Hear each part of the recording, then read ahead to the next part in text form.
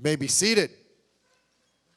We, as a church, that a church is supposed to reach people, that cannot be argued.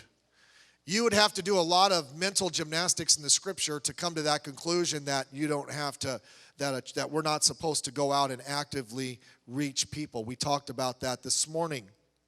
It can be disobeyed, but it cannot be argued.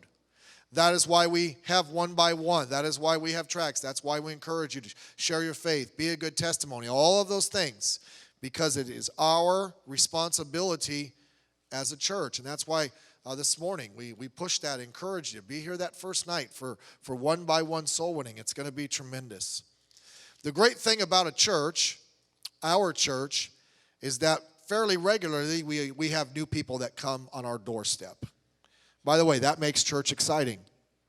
If it was just the same 15 people and no one new ever came, that wouldn't be very exciting at all. That means that people are going out and they're living their faith, they're sharing their faith, and they're trying to spread the good news of Jesus Christ. This Friend Day, it's exciting. By the way, it ought to always be exciting, but Friend Day is exciting when you hear testimonies, and I've heard good ones of people that have met folks and people that just came their way, or someone they haven't seen in years, and they're inviting them to church. By the way, Friend Day works. You say, well, wait a minute. Everybody that comes to church comes because a friend or someone invited them, and so even on Friend Day it works, but it works on other days also. Brother Hardesty gave a testimony. Isla started coming to church because of a friend, and then because of that, Brother Hardesty, well, I don't know if that's a testimony or not, but anyhow, look, they're all over the room here. As I look around, I can see people. I remember they started coming on Friend Day, and that's exciting. We want to keep that exciting. I always tell our staff when we have staff meetings before a program, particularly in the fall, it's like, you think about next year, there will be people in our church that are just regular people, and we know them, and they're part of what's going on, and they're our friends, and they're not even in church right now. But they'll probably start coming over the next month or two. And that's an exciting thing to think about. We are an outreach church. Remember this, the number one reason people come to a church is because they are invited. Someone just simply says, would you come to my church? We had someone... We always have somebody, but I met someone that came here last Sunday, and one of the Filipino ladies, I forget her name, which one it was, but she was getting her oil changed and just said, hey, why don't you come visit my church? And the guy came on that next Sunday, and so that's an exciting thing. So if we invite them to come to church, we also want them to feel comfortable. I'm going to get to the text in a minute. I'm going somewhere here. We want them that's the starting point. Let's strike a conversation, and we'll invite them. We want them to feel comfortable. We want them to meet Christ. We want them also to become part of the church. We want them to develop friends in the church, and we want also to reach their family and others that they know. And so we have a passion to do that. But here's the thing. It takes people to reach people. It does. You say, well, what about the Apostle Paul? Okay, Jesus reached him. But there was others that encouraged him after Jesus met him on the road. And very few people are on the road to Damascus. Jesus commands us very clearly in the Bible, he wants to use us to reach people. It takes people to reach people. And that's what we want to make sure that we're doing. So, that's the staff's job. That's the Sunday school teacher's job. No, it's Christian's job. Okay? I've looked in the Bible. Yes, pastors and those that are in that role, they have a responsibility. But you read the Bible, it's all of our job to get out there and reach people. It's all of our job to act and be Christians towards those that are coming our way. It's our responsibility. If every member of this church, and I mentioned this, if every member of this church made it their responsibility when a new person came in that they connected with, and they kind of made it their mission, their responsibility to help that person grow in their faith. Maybe someone that came to your Sunday school class and you connect with them. Listen, that building would be too small that we're building right now. It takes people to encourage people. And so with the fall program coming, I just want to encourage us. Now back to our text. Leave it to a lawyer to try to catch Jesus in his words, but that's what's happening here. A lawyer asked Jesus, what's the greatest law what's the greatest command in the Bible? And he told him, thou shalt love the Lord thy God with all thy heart, thy mind, thy soul, and thy neighbor as thyself. And this is where it gets to this point. He's trying to justify himself. He says, well, who's my neighbor? And Jesus gives him this story in relationship to that. This story of the Good Samaritan is an answer to the question, who is my neighbor? And as we look at this story, I think we see some very practical, sound advice for how we can also, as Christians, help our neighbors or those who God brings into our life. And I'm applying it specifically to our church tonight. So let me give you a few thoughts from this verse. Number one, it is every member's responsibility to be involved with helping others. All of us. Why did this man ask this question? The Bible tells us, and I think we saw it in verse 29, he was trying to justify himself. He was trying to find it out. He was a lawyer, not a lawyer like we think of a lawyer, Larry Parker, whoever's trying to get you $1 million because someone stepped on your toe. No, this was a lawyer that looked at the law books, but he didn't see Christ in the law books. And so when Christ came, he was trying to catch him. By the way, he couldn't because Jesus Christ was who he said he was. But the point here is he's making the point to him that it's his responsibility, and not just his responsibility, but everybody's responsibility to be a good Christian neighbor to everybody. We can try to talk ourselves out of it. Well, I'm not good at this or I'm not good at that. No, all of us are supposed to act like Christian towards other people. Everybody that comes in our church, they ought to come in the church and they ought to always feel welcome. They ought to feel like there's people here that love them, that care about them, and want them to come back. We said that the number one reason people come to church is because they're invited. Do you know why the number one reason why a new person will come back after they've been here one time? Because the people are friendly. You say, well, what about doctrine? We have the right doctrine. We have all the stuff we're supposed to have. But they don't know that when they come in. They're coming in, and by the way, there are people that come in sometimes, and our church is conservative, is conservative. Why are we conservative? Well, I'll just throw this at you, because the Bible's conservative. A lot of the garbage that's going on in our society is a result of a lot of the garbage that's going on in churches that call themselves Christian. And they believe in Christ. I'm not against them for that. They believe in Christ. They're trying to get the gospel out, but they feel like we have to do what's being done out there to get people in here, and that's not true. If we'll just follow the Bible and we'll preach the gospel and we'll love people the way God says we're supposed to love people, they will come. But we have to be friendly.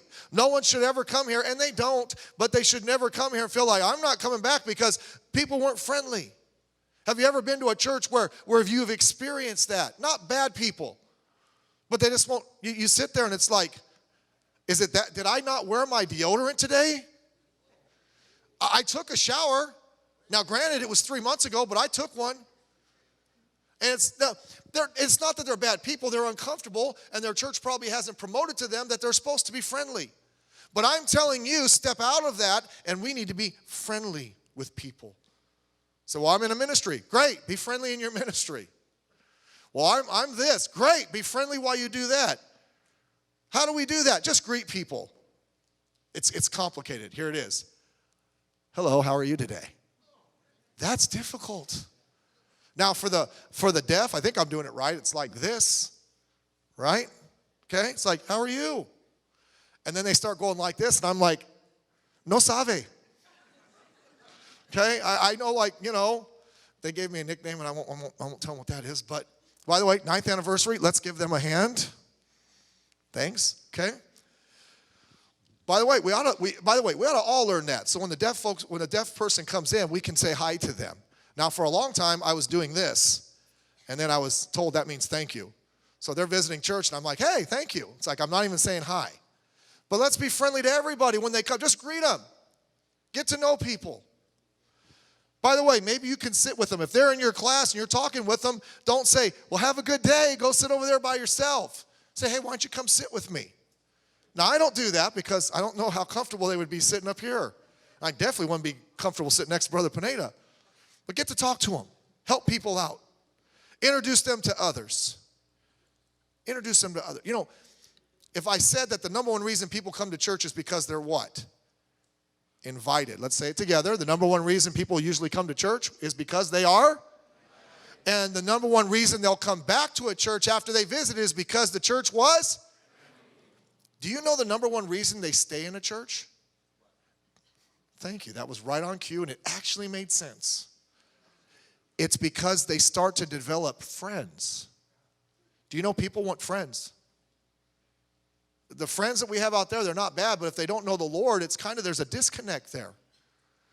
They want to come to church, and they want good, godly friends. And by the way, you're here, and you've been here for a while. You have friends. Let's never make it to where they can't crack the shell and get in.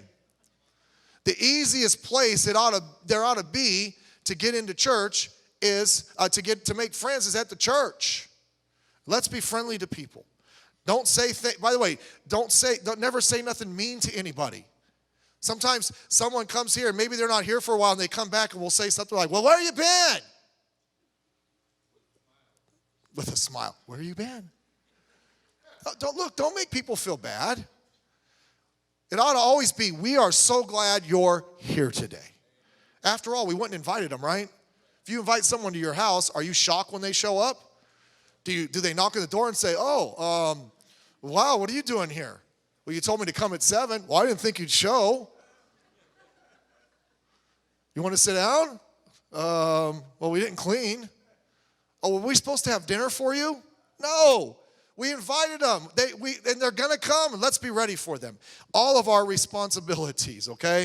And I could say many things. Help them to get the best seats. By the way, these are not the best seats. This is where the nutcases sit.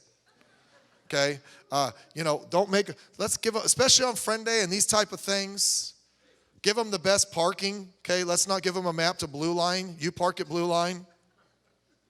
If you see a new person, put that away. Did you have coffee today? There's something wrong with you then.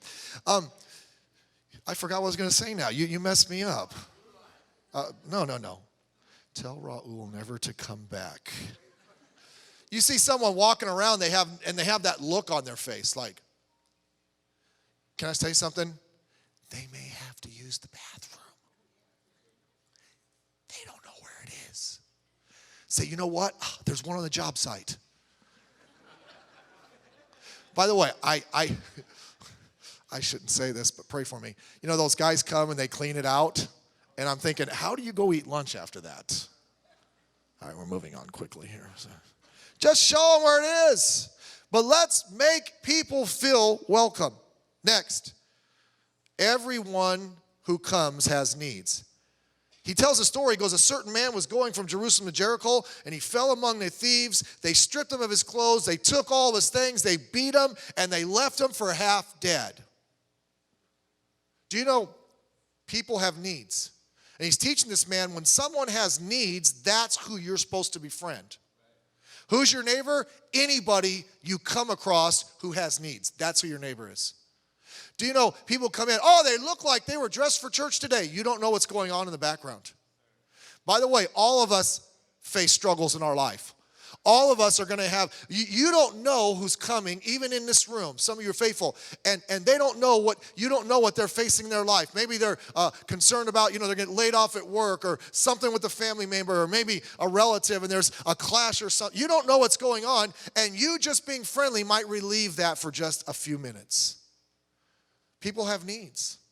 As I mentioned this morning, I wish everybody that came in was like, hey, where's the tithing envelopes? I want to give to mission. They don't come that way. You go to their house, you meet them, it's like, I came to church because this is going on in my life and I need God's help. Hey, they came to the right place. But are we going to be there to help them? Well, that's your job. Listen, I can't do it with everybody. The Filipino minister, that's Brother Pichardo's job. Listen, he can't do it by himself. We're all supposed to be involved. All of us need to care and to help people. Wouldn't it be a shame for someone to come to church, a place that can help them to solve their problems and find solutions for their needs, and have them walk out and never come back just simply because there was no one there to help them? Wouldn't that be a shame? Let's not do that, and we try not to. Number 3, we must see everybody through the eyes of compassion. See, there was 3 people that saw that man that was beaten. You had the priest You had the Levite, the priest, that was his full-time gig. That was his job. The Levite, he was from that special tribe that was supposed to serve the Lord. One of them went over there and they saw the guy as they were coming up, and they went around, they crossed the street, went around him. The other one came, and at least he got a little closer and saw it and said, whoa, there's some issues here. And then he crossed the street and left. But the Samaritan, the one who the Jews looked down upon, he went there, and he didn't see the guy through the eyes of problems. He saw the guy through the eyes of compassion. This is someone that needs my help. This is not someone else's responsibility. He is here. He's in front of me right now. Maybe God will allow me to be a blessing.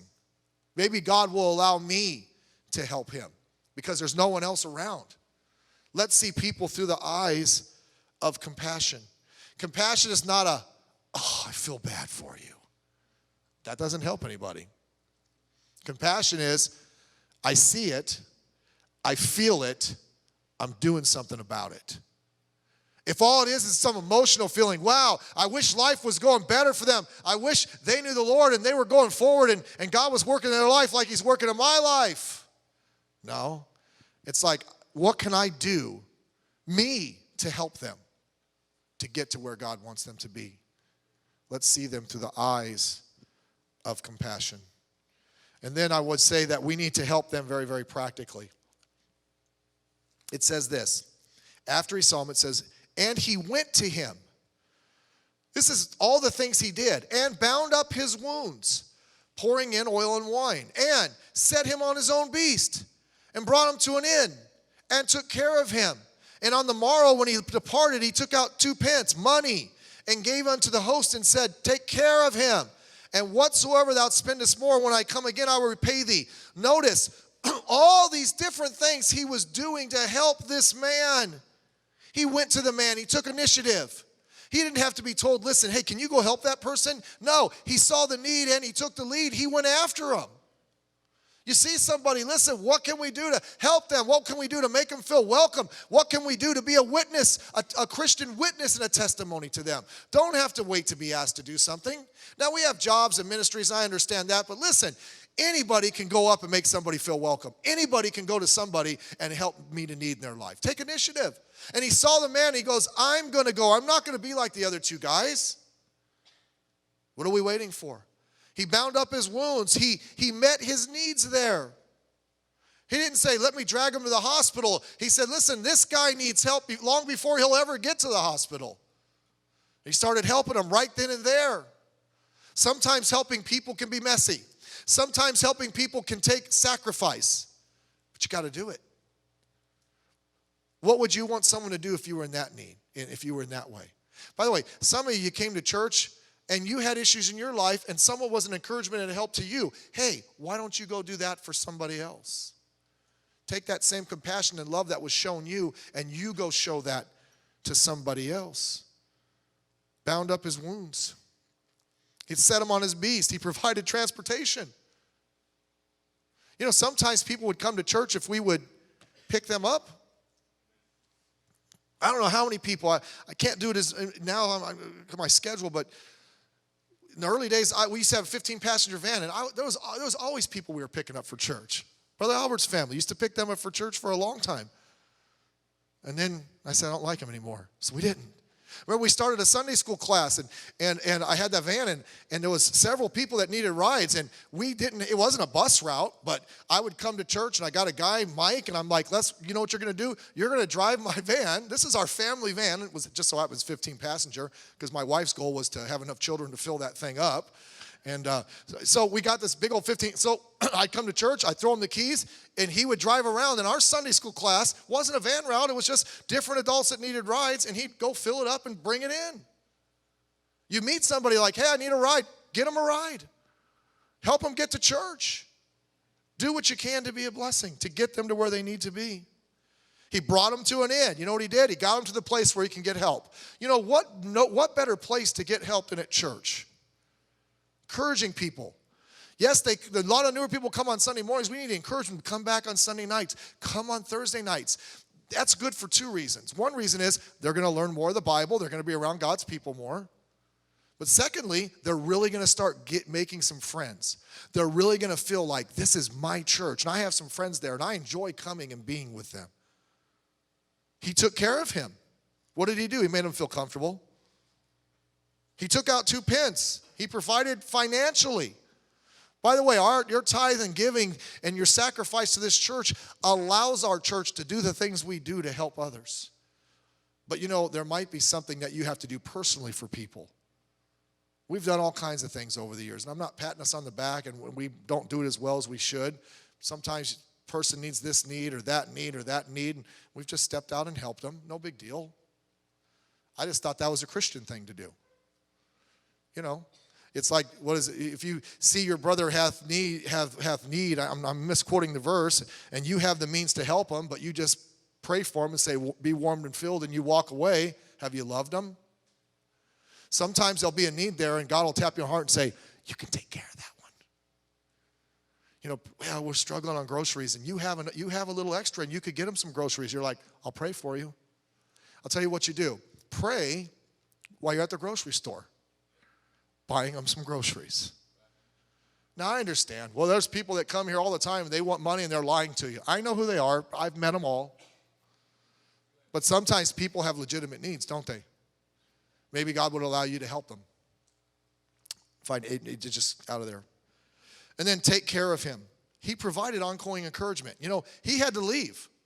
And he left him at the end, and he told the innkeeper, listen, he gave him that money, and then he said, you take care of him. I'm not going to be here. And in the course of taking care of him, if it costs more than what I gave you, next time I'm back through town, I'll make up the difference. The point is, he didn't want to just help him there. You make sure this guy gets to where he needs to be. Make sure he gets healed enough to where he can go on his way. See, what we do sometimes, we'll go, one by one soul winning. And then we never follow up on a person when they get saved. Or someone comes to church and, we're so glad you came. And we don't do anything to try to encourage them to come back. Listen, when someone visits our church, that's a starting point. We're trying to help them. We're trying to find out where they are spiritually and help them get to the next direction. Well, that's my Sunday school teacher's job. No. If you invited them, why don't you help? Why don't we get outside of ourselves? And I'm not telling you need to drop everything in 7. It doesn't take that much sometimes. Sharing a phone number. Hey, here's my number. If you need something, text me. That's ladies for ladies and guys for guys. Be careful about that. And maybe texting like, hey, how you been? I've been praying for you. Hope to see you soon. Just caring. We can all do that, right? And by the way, let me say this. When I do that, and I try to do that, and we have a system here, and I send out to everybody that visits, but they expect it from me. That's just what the pastor should do. But I'll tell you what makes an impact when someone else does it. Someone else in the church that they're not a pastor, they're maybe a Sunday school teacher, or they're someone that's attending the church, you're in the choir, you're working in the nursery, and you care for somebody, that makes a big impact in their life. Another Christian cares about them. Not just trying to get them in the church, we're trying to see what we can do to be a help to them. The fall program's here, and we have a great opportunity. By the way, in our church, we have a great opportunity all the time. Let's try to get outside of ourselves. We see new people to say, hey, how can I be a blessing? How can I be a help? And encourage them in their faith. Let's stand together this evening.